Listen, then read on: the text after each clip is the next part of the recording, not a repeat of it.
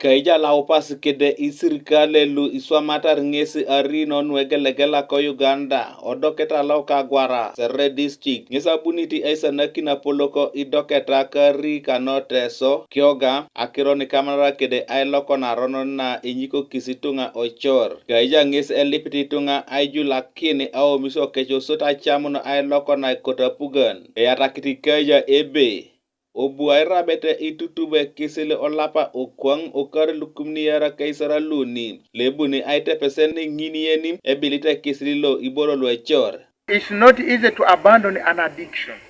To abandon an addiction it involves a combination of solutions. One is the mindset change. However, when it refuses, it does not work. That's when now corporal punishment comes in, the coercive part of it. And that's when the law takes course. Otherwise, if now you are not addicted, we would be having no work here.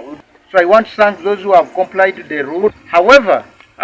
you have got sight, then you should help the blind. Because why should you leave a blind man behind? Would you feel well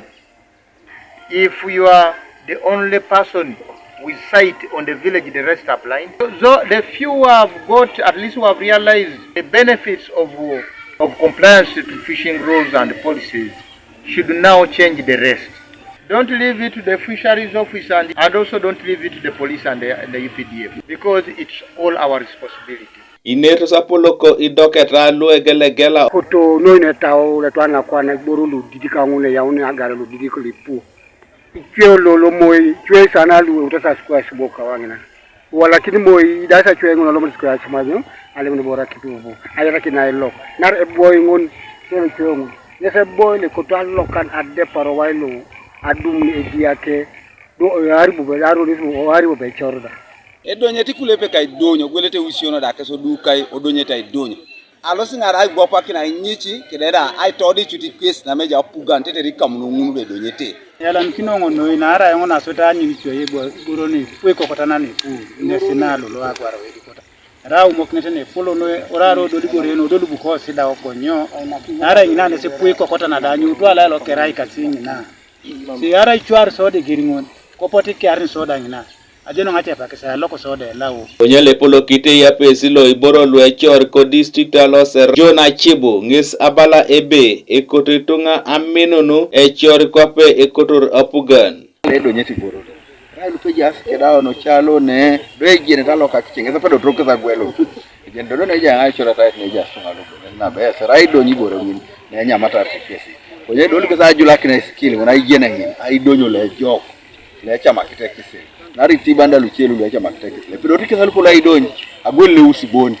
le somata chuma je oya ni sa idonyo da tara une tiba e jula kisa yena kechengini ai donyo tiba lo le chama kite Kesi ne de pedo sabu na pukoro wa kichopike ne e chaine e terra pugan iti anga ngopito chalo okuti eja ngonda e komanda lo arika noteso James Okware tiboye obarak salo okagwara nges imar no tiboya lum echwe kisikesi bobo akawlo na echwe aripache usabiti ni yare luepu kata lo lichwe to ni kokotana kaisauni alukanyauni